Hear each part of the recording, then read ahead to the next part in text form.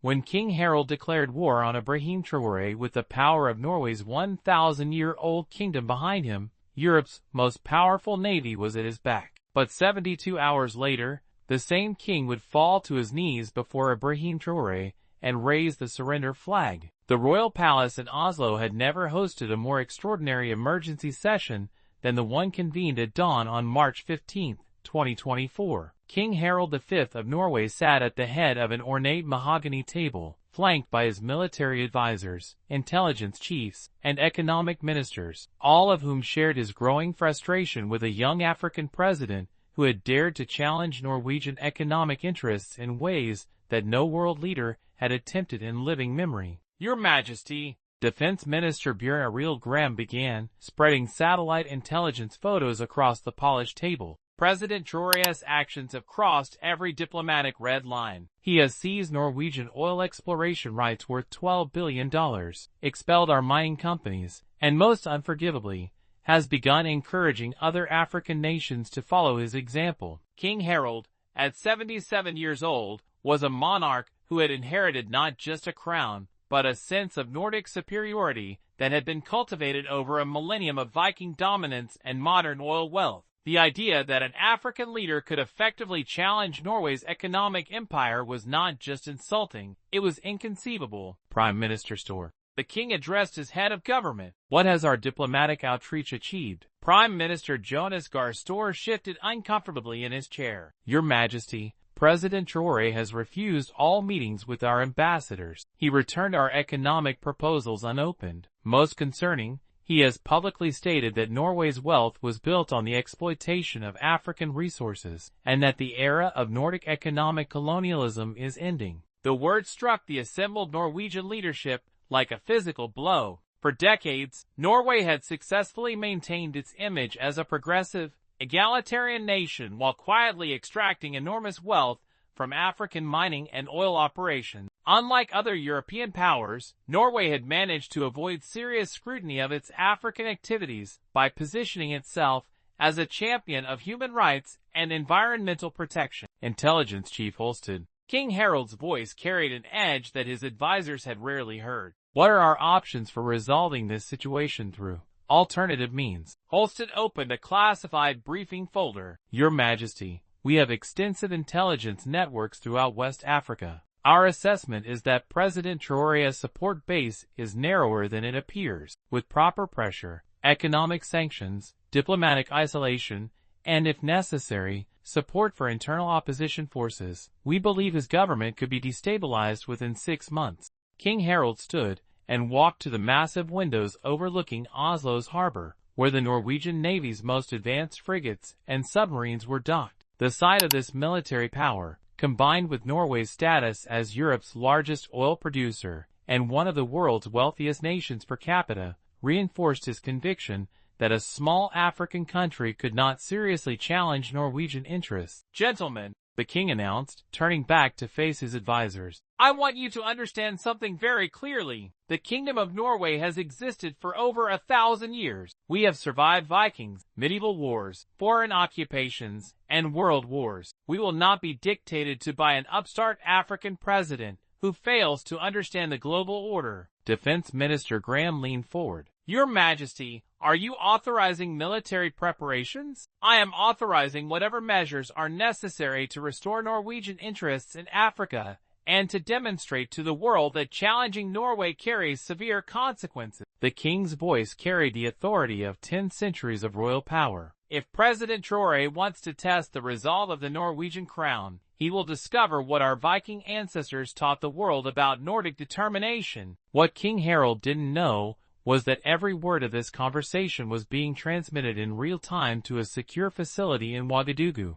where Ibrahim Traoré sat with his intelligence team, reviewing detailed plans that had been months in preparation. The transmission was possible because of something the Norwegians would never have suspected. Their most trusted intelligence asset in Africa was actually a double agent who had been working for Traoré since the beginning of Norway's African expansion. Captain Erik Johansen, officially listed as Norway's military attaché in Burkina Faso, had been recruited by Traoré's intelligence services 2 years earlier, not through ideological conversion, but through exposure to the true cost of Norwegian operations in Africa. When Johansen had discovered that Norwegian mining operations were using child labor, and that his own government was bribing African officials to maintain exploitative contracts, his conscience had compelled him to switch sides. 3 hours after King Harald's declaration of intent, Traoré's secure phone received a call from Captain Johansen in Oslo. "Mr. President," Johansen's voice was tight with urgency. "The king has authorized full-spectrum operations against your government. Military preparations are beginning immediately. They're planning to use economic warfare, diplomatic pressure,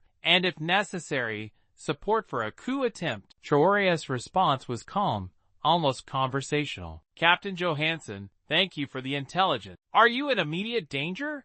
"Not yet, sir. They trust me completely. But Mr. President, you should understand the scope of what they're planning." The king himself used the word war to describe their intentions. "Then it's time to show His Majesty what war with Africa actually looks like," Traoré replied. "Captain, I need you to maintain your position for exactly 72 hours. Can you do that?" "Yes, sir. But what are you planning?" Traoré's answer would have sounded impossible to anyone who didn't understand the depth of preparation he had invested in this moment. "I'm going to end Norway's African empire and force their king to surrender personally." What Captain Johansen didn't know was that Traoré had spent the past 18 months building what intelligence analysts would later describe as the most sophisticated African counterintelligence operation in modern history. The network, codenamed Operation Northern Lights, had infiltrated not just Norwegian intelligence services, but also the country's oil industry, banking system,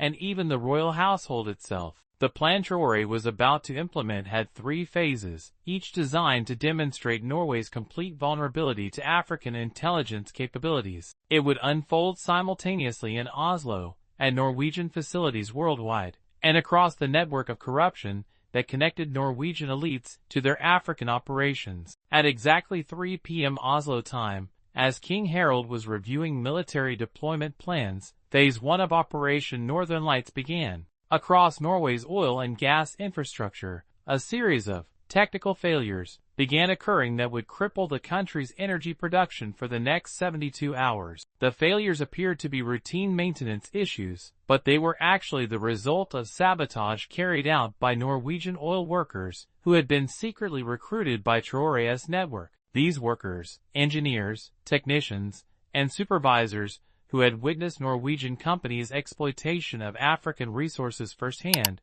had been gradually turned by African intelligence operatives over the course of months. Their sabotage was precise and coordinated, shutting down oil platforms, refineries, and pipeline systems in a sequence that maximized economic damage while appearing to be coincidental equipment failures. Simultaneously, Phase 2 activated across Norwegian financial institutions. African hackers, trained by Traoré's cyber warfare specialists, gained access to the servers of Norway's largest banks and sovereign wealth fund. Instead of stealing money or causing permanent damage, they began displaying evidence of Norwegian corruption in Africa on every computer screen, ATM display, and digital billboard in the country.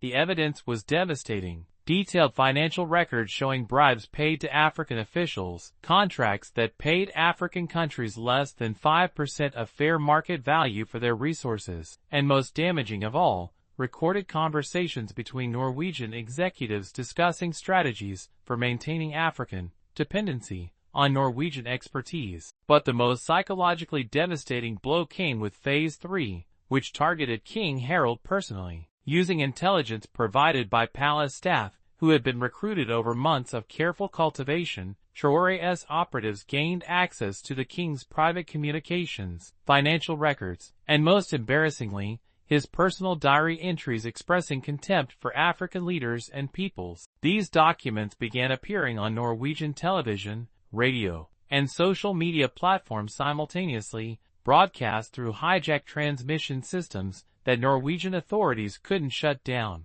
The revelations included King Harald's private boasts about civilizing Africa through Norwegian business practices, his dismissive comments about African intelligence and capabilities, and most damaging of all, his personal approval of operations that violated international law. as Oslo descended into chaos, with oil production halted, financial systems displaying corruption evidence, and the king's racist private thoughts broadcast to the world. King Harald received a call on his secured line. The caller ID showed it was Captain Johansson, but when he answered, the voice he heard was that of Ibrahim Traoré. "Your Majesty." Traoré's voice was respectful but firm. "I believe you wanted to discuss war with Africa." King Harald's hands were shaking as he responded. "How? How did I penetrate your most secure facilities? How did I turn your own people against you? How did I access your personal communications?" Traoré paused. "The same way Norway has been penetrating and controlling African nations for decades. The difference is that we're fighting back." On the screens around the royal palace, footage was playing of Norwegian operatives being arrested at embassies and facilities worldwide.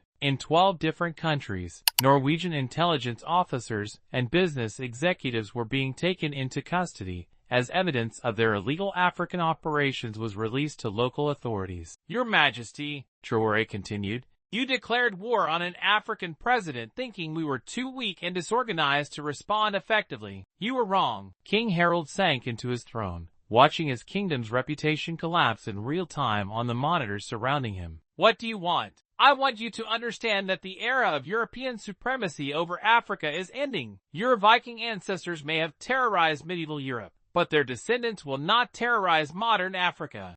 The final phase of Operation Northern Lights was perhaps the most elegant. Instead of destroying Norway's economy permanently, Traoré was demonstrating its complete dependence on African goodwill. Every major Norwegian industry, oil, shipping, fishing, manufacturing, relied on African labor, resources, or markets. With coordinated action across the continent, African nations could cripple Norway's economy without firing a single shot. "You have a choice, Your Majesty," Traoré explained, as Norwegian stock markets crashed and emergency sessions of parliament were called. "You can continue trying to dominate African nations through economic manipulation and face complete exposure of your corruption, or you can accept that Norway's relationship with Africa must be based on equality and respect." King Harald's response was barely audible. "What are your terms?" "Complete withdrawal of all Norwegian exploitation operations from Africa, fair compensation for decades of stolen resources, and a personal apology from you acknowledging that your kingdom built its wealth through African suffering."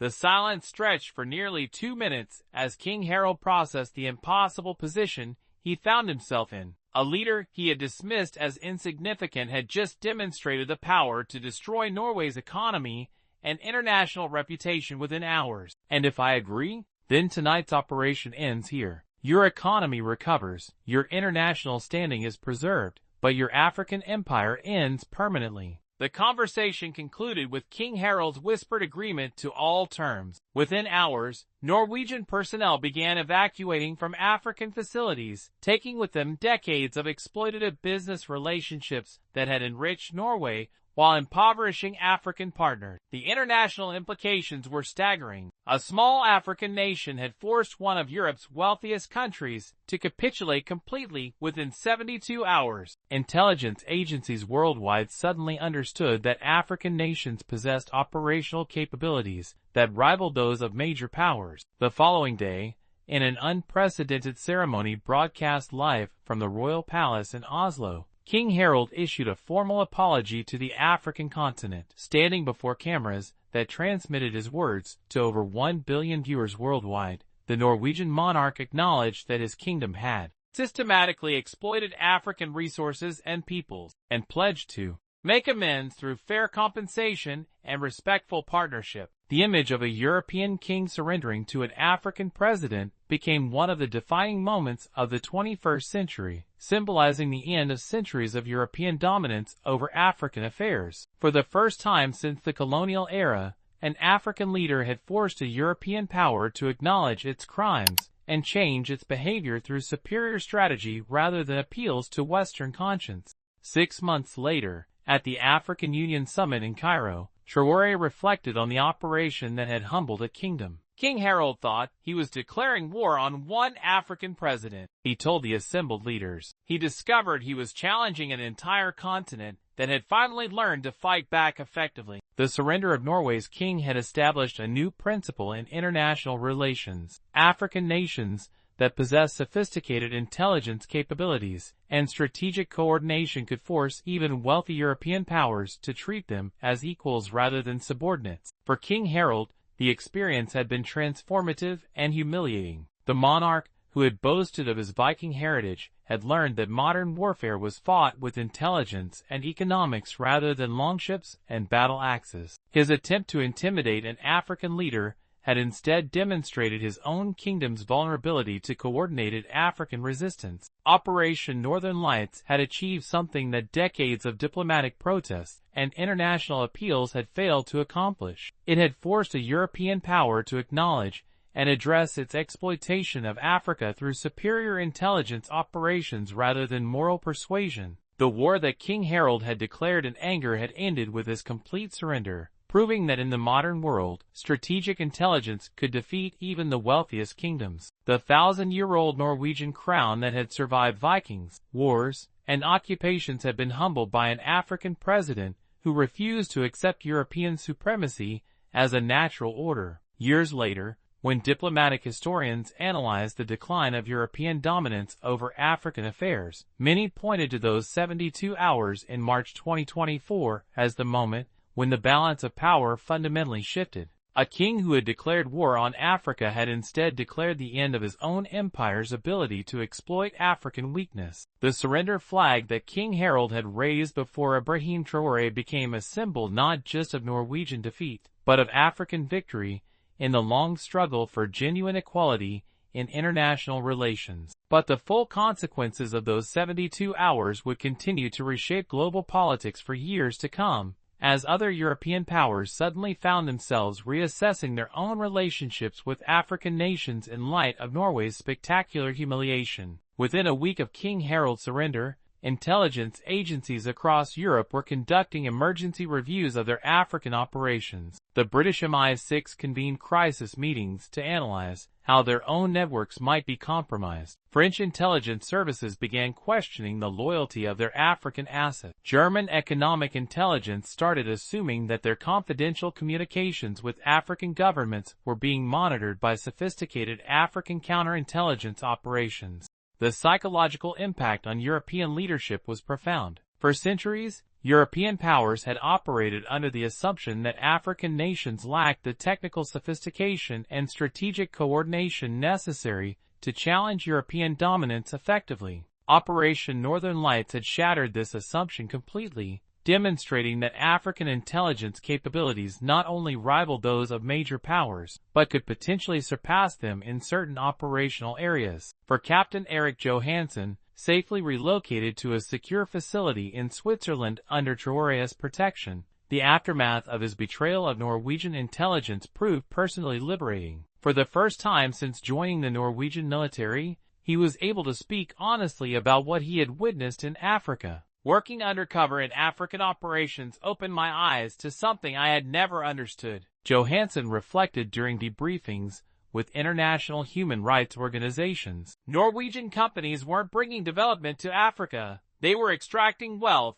while maintaining the appearance of humanitarian concern. When I realized that my own government was deliberately perpetuating African poverty to maintain cheap access to resources, I couldn't continue serving that system. His detailed testimonies provided unprecedented insight into Norwegian intelligence operations across Africa, further damaging Norway's international reputation and providing other African nations with valuable information about European intelligence methodologies. The economic consequences for Norway were more severe than King Harald had anticipated when he authorized the confrontation. The country's sovereign wealth fund, built largely on oil revenues extracted through African operations, lost nearly $200 billion in value as international investors reassessed the stability of Norwegian-African business relationships. Stock prices for Norwegian companies with significant African operations plummeted as shareholders realized that their previous advantages had been based on exploitative relationships that were no longer sustainable. The Norwegian oil industry, in particular, faced a crisis of confidence as African nations began demanding renegotiation of existing contracts and refusing to approve new exploration rights. Nigeria, which had provided nearly 40% of Norway's oil imports, announced a comprehensive review of all Norwegian energy partnerships. Algeria suspended negotiations for a major natural gas project worth $15 billion.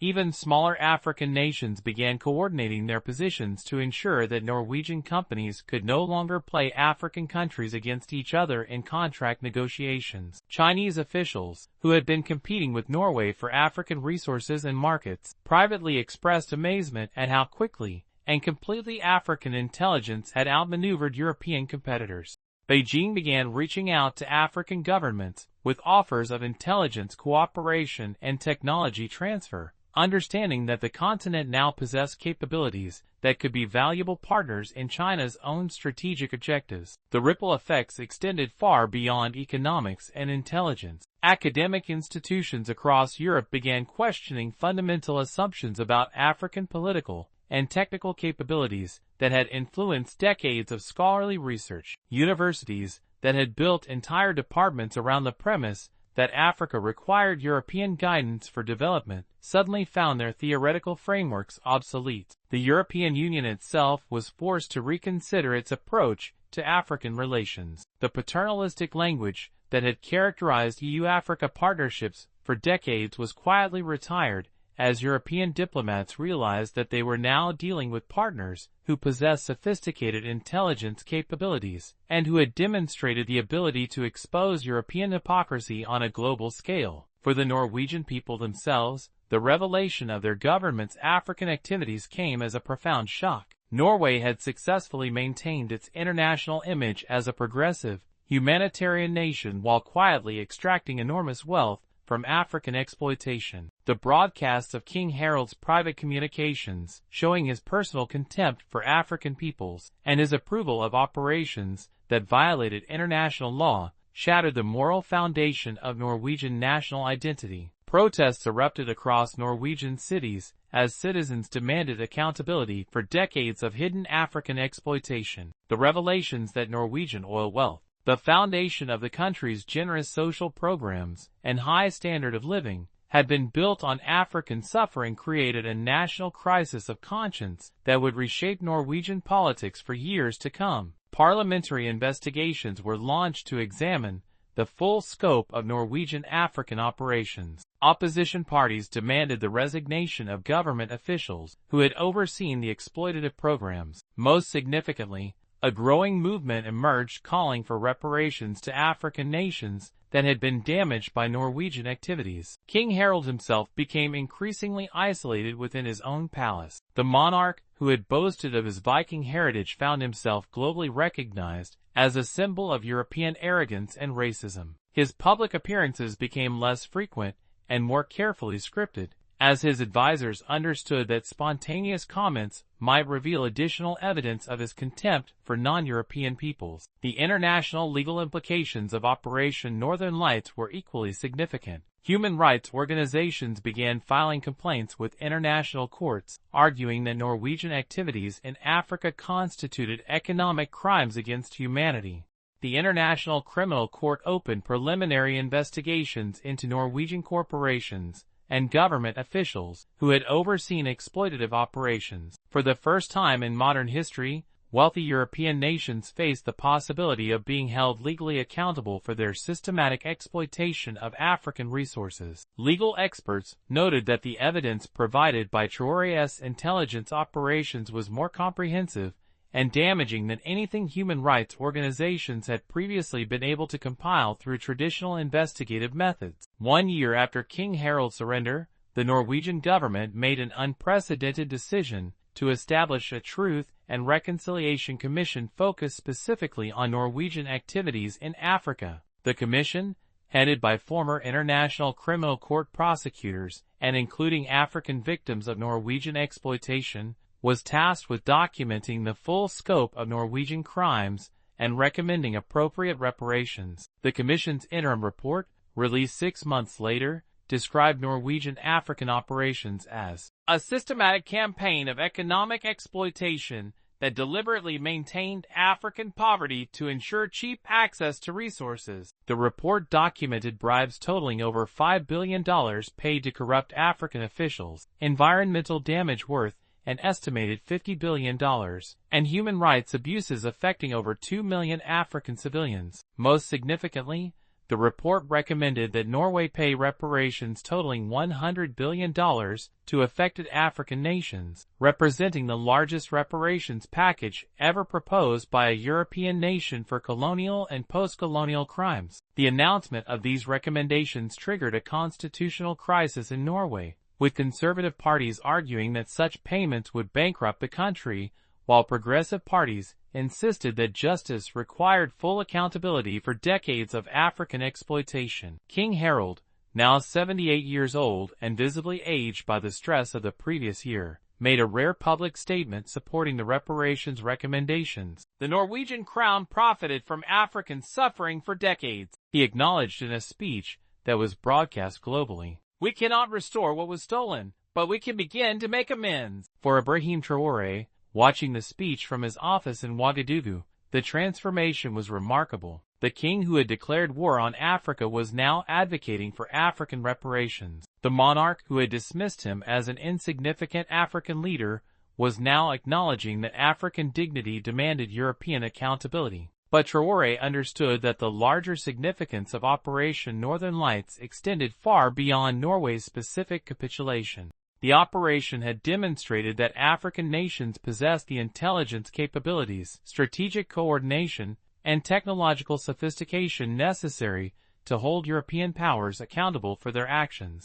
At the 2-year anniversary of King Harald's surrender, Traoré addressed a gathering of African intelligence chiefs about the broader implications of the Norwegian operation. Operation Northern Lights was successful not because we were stronger than Norway, but because we understood something that European powers had forgotten, he told the assembled officials. In the modern world, information is more powerful than armies, and coordination is more effective than individual strength. When African nations work together, with sophisticated intelligence capabilities, we can achieve what seemed impossible just a few years ago. The meeting concluded with the establishment of the African Intelligence Coordination Council, a permanent body dedicated to protecting African nations from foreign interference and exploitation. The Council's first major operation would target French activities in West Africa, using techniques refined during the Norwegian campaign. For King Harald, the anniversary was a time of continued humiliation and regret. The monarch, who had inherited a crown representing 1,000 years of royal power, had become the first European king in modern history to surrender personally to an African leader. His legacy would be forever defined not by the Viking heritage he had celebrated, but by the African president who had forced him to confront the true cost of Norwegian wealth. The surrender flag that had symbolized his defeat was now displayed in the African Union headquarters in Addis Ababa, representing not just Norwegian capitulation, but the broader transformation of African-European relationships. The continent, that had been exploited for centuries, had finally developed the capabilities necessary to fight back effectively. The war that King Harald had declared in arrogance had ended with his complete humiliation, proving that the era of European supremacy over Africa was indeed ending. The 1,000-year-old Norwegian kingdom had learned, through its monarch's surrender, that African dignity could no longer be dismissed or exploited without severe consequences. The 72 hours that had begun with the king's declaration of war had concluded with the most significant shift in African-European relations since the end of formal colonialism. A small African nation had forced a wealthy European kingdom to acknowledge its crimes, pay reparations, and fundamentally change its approach to African relationships. The surrender of Norway's king had become a model for African resistance to European exploitation, inspiring similar operations that would reshape global power dynamics for generations to come.